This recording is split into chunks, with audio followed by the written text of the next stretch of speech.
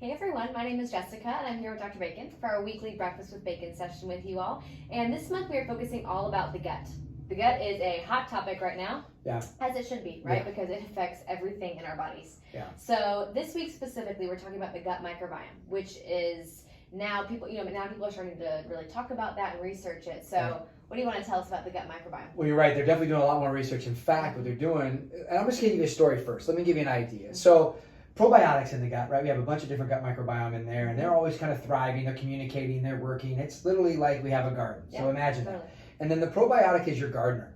They're in there cleaning up the weeds. They're making sure the rows look good. The soil's turned over. Everything's working really well. But the problem is if we've had, and I'm just going to go over antibiotics really quick. If we've had one bout of antibiotics, there are studies that show that it can reduce up to 90% of the good bacteria. And remember, there are bad bacteria too. And that bad bacteria is now becoming antibiotic resistant, which is tough. So now what we're doing is we're actually kind of setting ourselves even further behind. It's why this probiotic conversation is on the rise. So what we say is, so when you think about it, if you have that antibiotic, you've actually fired the gardener. And so when you fired the gardener, then what starts to grow? And you've killed off some of the good veggies that you have. So now you have these weeds coming along, which we yeast or bad bacteria. They should overgrow. And then they start to overgrow because the gardener's not there to clean it up. That's exactly right.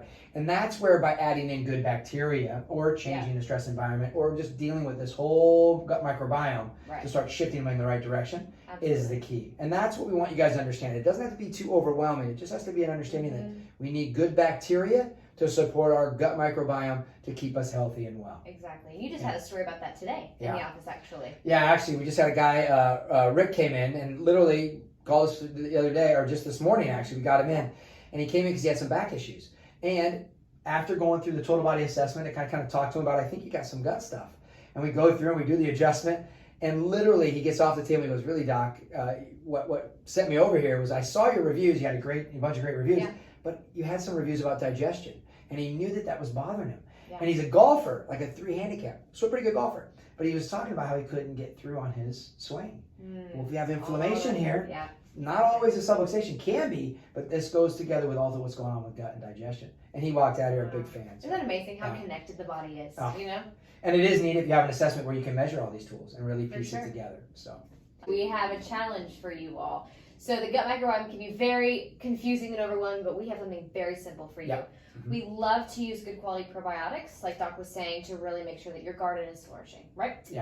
So we have a challenge for you, and call the office, and we'll give you a special rate for that. But essentially, it's just taking a probiotic every morning on an empty stomach, and we want to see if you do that for a month, how you feel. Because we guarantee you will feel better. There'll be a difference, right? And what's neat about this, we're going to use what's called Prosymbiotic is the product we're going to use.